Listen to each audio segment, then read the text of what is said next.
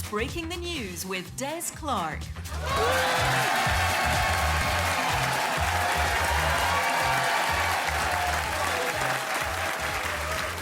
I am Des Clark and this is Breaking the News, the show that breaks the week's news and asks four opinionated panellists to put it back together again. And with me are four fantastic comedians. On my right we have Jay Lafferty and Robin Ince, and facing them are Sam Lake and Amanda Hersey. In the news this week, following a diesel spillage, residents in the village of Cullen have been told their tap water is unsafe to consume. So what they can't do is drink the tap water, but what they can do is not to 60 in 7 seconds. Chocolate bars are being locked in plastic boxes in some UK shops as retailers and police forces warn that thieves are stealing them to order.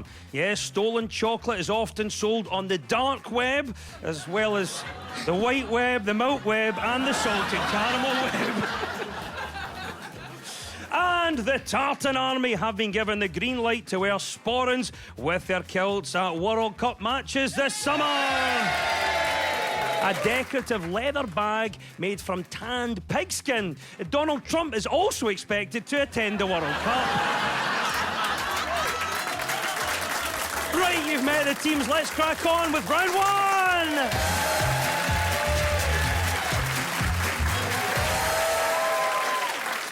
This is the Broken News round, where our teams have to guess two major stories of the week that have been mashed together into one single news headline. So, Jay and Robin, can you tell me what this is all about? Lord Mandelson has been released on bail from walk-in GP surgeries. Police began an investigation over allegations that he had passed on 1 million GP and nurse appointments. It's understood Lord Mandelson denies acting criminally and has said that he was not motivated by that so-called ATM rush. Well, any ideas what our first story might be about? Jay? The first story might be about Lord Mandelson. He's been released on bail after being arrested on suspicion of misconduct in public office. Well done, Jay. That is the right answer. Yes, at the start of the week, Lord Mandelson was arrested on suspicion of misconduct in public office. The former ambassador to the US was later released on bail pending further investigation. The BBC understands that Lord Mandelson's position is that he has not acted in any way criminally and that he was not motivated by financial gain. During his police stay, Peter Mandelson was asked to pose for a mugshot, and after apologising for what he called force of habit, he put his trousers back on.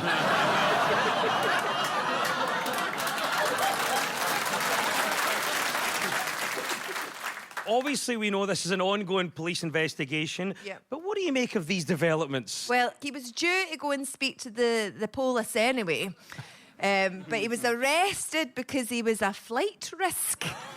This is the interesting bit about it, because he was grassed up by the Speaker of the House, and apparently somebody tipped him off that Mandelson was on his way to the Virgin Islands. It was like a really contrived episode of Death in Paradise, right?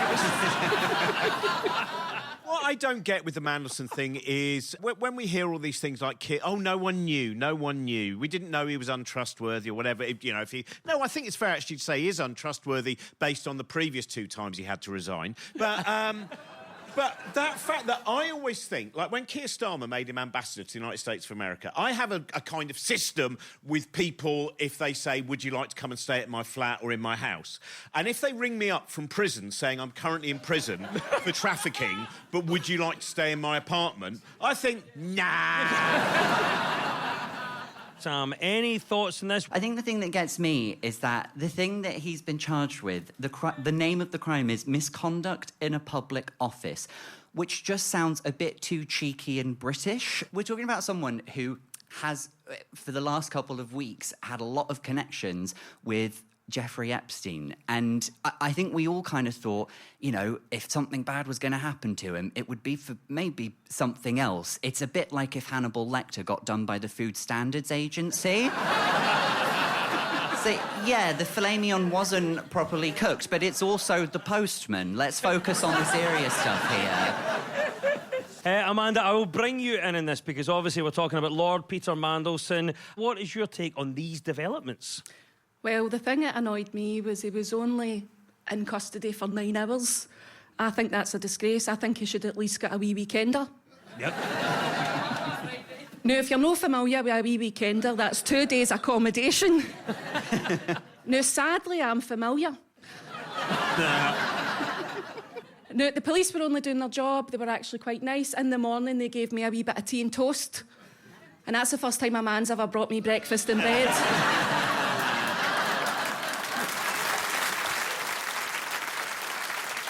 But obviously, Mandelson's a lord, so he wouldn't have got served tea and toast. He would have probably had caviar and champagne. But obviously, the police station are out of stock, having Mountbatten in the week before. On this, obviously, it just comes a few days after the arrest of Andrew Mountbatten Windsor, also for suspicion of misconduct in public office. Australia and New Zealand have said they would back a change in the line of succession. How do we think the Royals are going to handle this, Jay? You know, your average Australian or your Kiwis or, you know, they've got other bigger things to worry about. I just can't envision a future where Andrew Mountbatten is King of Australia. I think the chances of Andrew Mountbatten becoming King of Australia is equal to Stephen King becoming King of Burger King, right? As we've now learned, Australia and New Zealand have both backed plans to remove Andrew from the line of succession. The move would see Princess Beatrice move up to 8th in line, which should see her safe from relegation this season. Over to you now, Sam and Amanda. What was the other story we were after? Is it these new walk-in GP clinics that are opening up across Scotland? That's a great spot, and that is indeed the right answer. Yes, Scotland's First Minister John Swinney has announced the locations of the new walk-in GP surgeries in a move that is attempting to tackle the 8 a.m. rush for appointments. Some of the walk-in surgeries are in former shops, which causes its own set of problems, as the one thing you don't want to hear when you're going for a scan is the phrase unexpected item in your bagging area.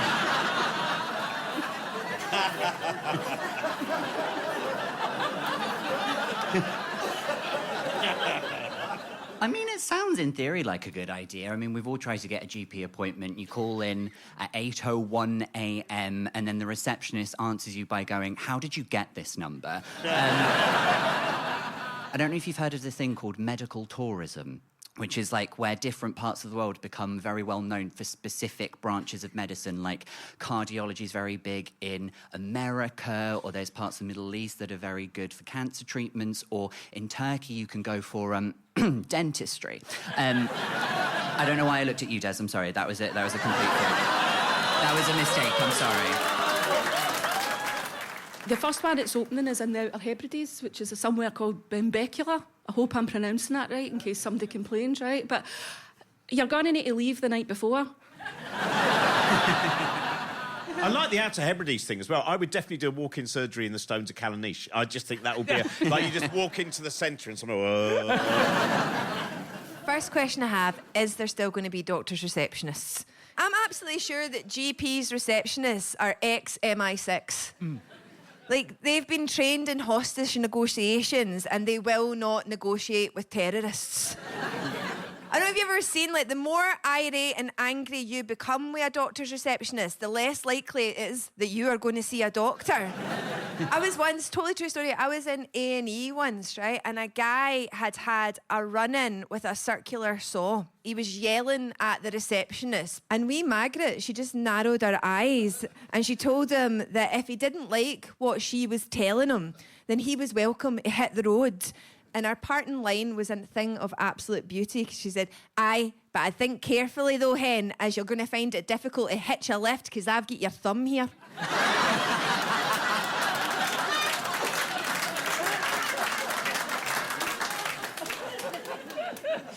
Well, obviously, we're talking about these walk-in GP surgeries, but what other service would you make walk-in and why? Sam? I had an idea that I said to my husband the other night. I said, wouldn't it be great if they did car washes, but for people?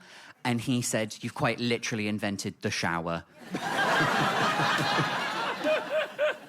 Keep innovating, Sam. Amanda, what about you? What other service would you make walk-in and why? Job centres. So what happens is the job centre sends you for an appointment and you're sitting there, no job, no shifts, no diary, so I've heard. And you get an appointment, let's say the 14th, 10:04, are you available? Aye. You turn up. Now, if you turn up early, sit down, you're not available yet. If you turn up late for 5 minutes, you're sanctioned. And if you turn up right on time, suspicious. What other service would you make walk-in and why? As a perimenopausal woman, I would love a place that you could just walk into and have a good old argument. It'd be good, isn't it? Like someone whose job it is just to stand there and have a Barney with you. Think of the relationships that would save. You could choose if you want a small, medium, or large argument. And you could even have like side arguments. You mean like a side of, do you know what your problem is? Like that would be amazing. And this started as a joke, but I actually think this has got legs. Mm-hmm. And I'm looking to open a wee business. I'm gonna patent this. I'm gonna call it Q and Quarrel. You heard it here first, Glasgow. Yes, well done, Sam and Amanda. You get 2 points for that. And well done at the end of that round. It is 2 points apiece.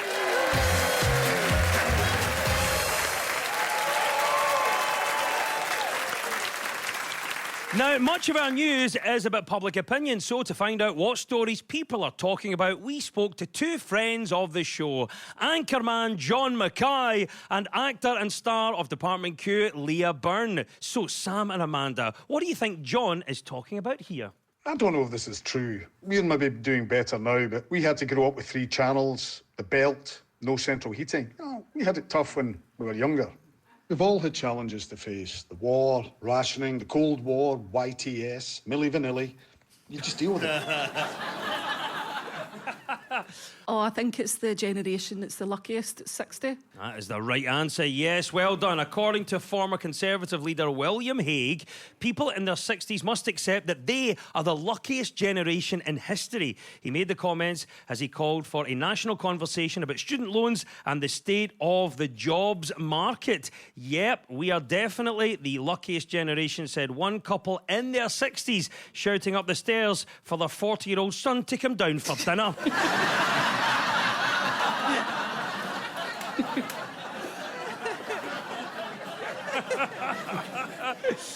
Oh, Amanda, what are you thinking then? You gave us the right answer, but is William Hague right? Are those in their 60s the luckiest generation? No, I don't think many people are feeling that lucky, to be honest. If you're working class and you're in your 60s and you're getting told that the retirement age is getting higher and higher, that's all right, get back out to work because you've got one good knee. But we'll soften the blow with a free bus pass. Part of this is also about student loans, and so I can relate to this because I was able to pay off my student loan in full. I worked very hard to pay it off. I worked a boring job in an office for years. I scrimped and saved all of my money. I cut back on things. I didn't treat myself. Also, and this is slightly more insignificant, my granddad died. But it's mostly the other stuff that led to that success. Are those in their 60s the luckiest generation? I have a problem with anything that's generational now as well, because I think it's one of the ways to divide us is to say they're this generation and they're like this. Because, you will get people saying, oh, kids nowadays, they're just glued to their screens, aren't they? They're just glued to their screens. But my generation, we used to watch the test card, so I don't think... Jay, what are your thoughts? We're talking about the luckiest generation, but when have you considered yourself lucky? Well, I think if you grow up in Scotland, you've got to consider yourself lucky because you're aye being told you're lucky, by parents, teachers, bullies. At least once or twice a day, I was reminded of how lucky I was. You're lucky I don't hit you. You're lucky you're even getting any tea. You don't know how lucky you are. I do, because you keep telling me how lucky I am. The former Conservative leader, Lord William Hague, believes Britons in their 60s are the luckiest generation in history. And he should know, as he's been 60 since about 1983. Now back to you, Jay and Robin. It's your turn. What do you think Leah is talking about here? Anytime I've done this particular activity as well, I feel like it always ends with someone getting hit in the face and then having to go and cry to your mum about it. So I hope they've got some good referees. Hit in the face, Glasgow snowy day, someone's put gravel in it, it's snowballing. You are absolutely right. Well done, Robin. That is the right answer. Believe it or not, Robin is correct. The next sport looking to become part of the Winter Olympics is snowball fighting. Oh, we're up for it here, aren't we? Snowball fights, or yukigassen, has been huge in Japan for decades and is now held in over 13 countries. Promoters are hoping to persuade the International Olympic Committee to make it part of the Winter Games in the future. A spokesperson for the Olympic Committee said it would be difficult to take snowball fighting seriously as a professional sport. Now, if you'll excuse me, I've got to go and watch two guys sit on top of each other and go down a tube on a tea tray.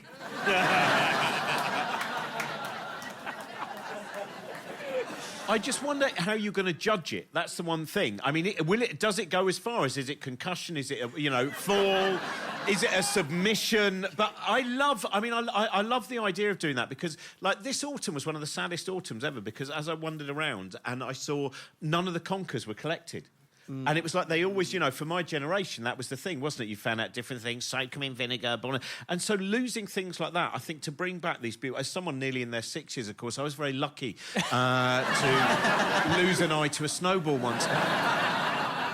Jay, Yes. just hearing this now, what are your thoughts? Could this be added to the Winter Olympics? Nah, make it really difficult. Add it to the Summer Olympics.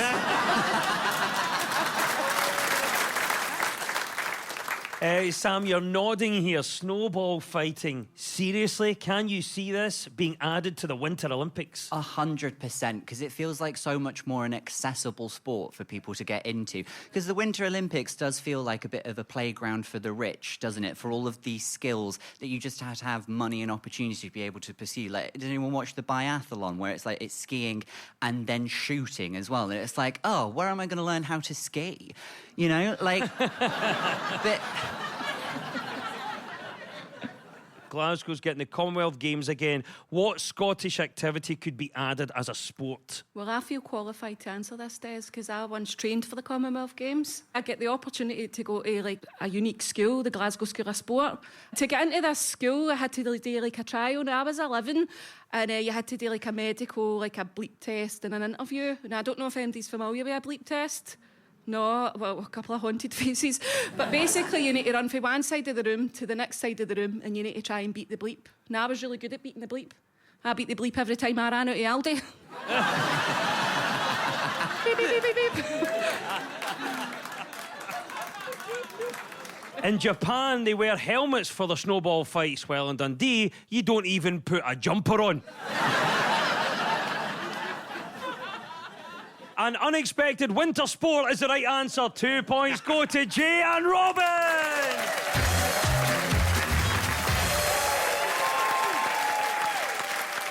This is Breaking the News from BBC Scotland with me, Des Clark. Now, this round is all about who's in the news. I'm going to play you a clip of a mystery person. All you have to do is tell me who it is. So, Jay and Robin, you're up first this time. Who is this? You are supposed to do what you're talented at. So it's your job in life to figure out what your specific, unique talents are. Reese Witherspoon. Well done, Jay. That is actor Reese Witherspoon, who has some career advice that might surprise you. In a recent post, she told people not to follow their dreams, but to look at their talents for what they should do instead. Legally Blonde star Reese Witherspoon advised a young woman to stop chasing dreams and identify her specific talents. For example, Reese Witherspoon's talents include acting and crushing young people's dreams. And Jay, well done on getting the right answers. So do you agree with Reese then? Should you not follow your dreams? Oh, I mean, she's saying follow your talents, not your dreams. But what if you have an undiscovered talent? I have a bit of a habit of thinking that I will excel at things that I've never tried. Like my current dream after last week is to become an Olympic curler. I've never tried it. I don't really understand the rules. I think bring it on. Why is Reese Witherspoon trying to steal my gold medal? How do you distinguish between your talent and your dreams? Good point. Good question. I don't know the answer. What do we think then, Robin? Is Reese right? Should you not follow your dreams? Reese is wrong and right. So that's not unacceptable. But now I've found out, watching, when you said that you didn't know and that's an acceptable answer, if I'd known that earlier, I wouldn't have put as much effort into the show. We're talking about dreams here then, Jay. What would be a dream that you never got to fulfil? I never achieved a blue Peter badge. Oh. Yeah, and it wasn't for the one to try. And I had a friend who, she collected badges, right? And she sent them a photo of her badge collection. And she said, only be complete with a blue Peter badge, because she's a wee creep, right? And it worked, and she got a badge, right? And she never shut up about it. She listed it in her school's National Record of Achievement. Do you remember the National Record of Achievement? Do you know, as an adult, I've never once been asked to show my National Record of Achievement. I'm beginning to think it's not as important as they made it was.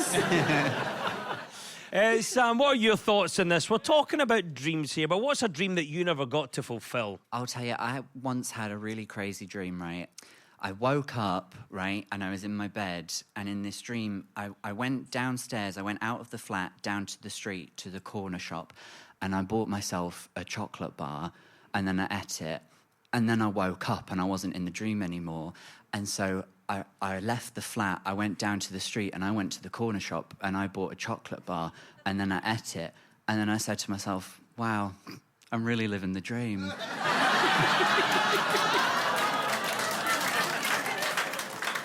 Well done, yes, 2 points go to Jay and Robin. That was actress and aspiring careers advisor Reese Witherspoon. Right, Sam and Amanda, it's your turn now. Who is this and why are they in the news? A fortune teller came to the door, she was selling pegs, and she went to my mum, your kid's gonna be famous. It's a challenging one, but I'm going to plump for Alan Carr. You have plumped correctly. That is the right answer. Top traitor himself, Alan Carr. Not content with spending a few weeks in a castle, Alan Carr has bought the 19th century Ayton Castle in the Scottish Borders. The purchase and forthcoming renovation are going to be part of a new TV series. Jay, we're talking about Alan Carr. How do you feel about Alan Carr owning a bit of Scotland? Alan's more than welcome to come to Scotland, isn't he? He's a nice man. He's a perfect fit for us. He loves a blether. He loves a laugh. He enjoys a bevy. And when he finds out how much it costs to heat a castle, then he's going to understand Scottish frugalness, you know? I love Alan. Bring him on. Also, he does sound like a lot of the Scottish people that I've met with stately homes who live in the borders. Because you always meet these people going, yes, well, of course, I've actually, yes, I mean, I'm from a very long line of Scottish people and we've always lived in Scotland. And you think, you've really not picked up that accent, have you? He's going to renovate this castle, a bit of DIY. What about you, Sam? Are you a DIY expert? Which DIY project are you most proud of? We've done a lot of DIY in the flat recently, sort of building flat pack furniture and all that kind of stuff. And my husband and I are two very different people when it comes to this. He is someone who follows the instructions, and I am someone who adds some creative flair. The way that's presented itself most recently is we built some wardrobes. His perfectly fine, look exactly like they do on the little instruction manual. Mine also look exactly the same, except for mine, quirky little choice, the doors open inwards. Amanda, what about you? We're talking about a DIY project for this castle here, but what DIY project are you most proud of? Filling up a B&M photo frame. Because you buy a photo frame, you leave it in a cupboard, you forget to print the photos, then you print the photos, you get them in the right size, you fill the photo frame, you forget the hook to hang it up. You move house, you find the frame and the photos, and the people in the photographs are dead, so it's... I think filling in a B&M photograph is my best DIY. It's a great achievement in life, absolutely. Oh, yes, well done. Alan Carr is the right answer, meaning that 2 points go to Sam and Amanda.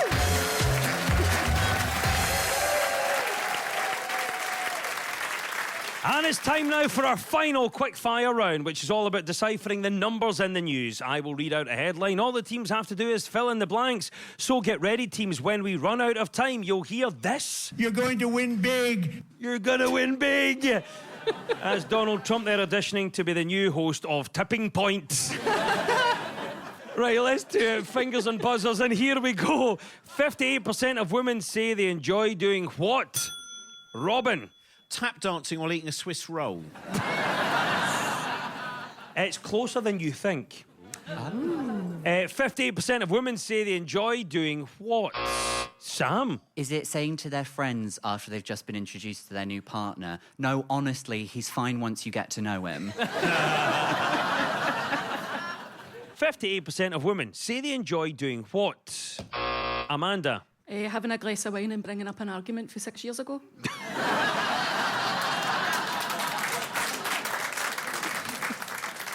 58% of women say they enjoy doing what?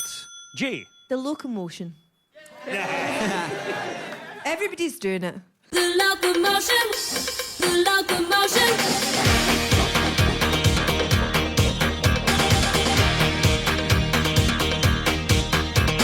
Between yourself and Robin, I am going to give you the point for that. The answer is this. 58% of women say they enjoy dancing. A new survey suggests only true of 25% of men. So I think a combined effort, and well done. The points go to Robin and Jay. Well done. You're going to win big. There we go. There's a klaxon. Donald has trumped, which means it is all over. And at the end of the quiz, our winners this week are Jay Lafferty and Robin Ellis.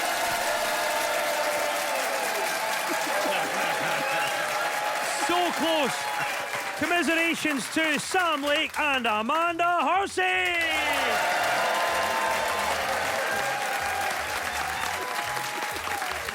And we'll leave you with the breaking news. Breaking news just in. A Turkish football match was halted after a goalkeeper's free kick knocked a seagull out of the sky, and it was then given CPR on the pitch.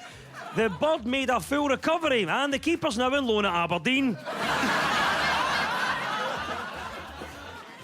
William Shatner announced that he's putting out a new heavy metal record.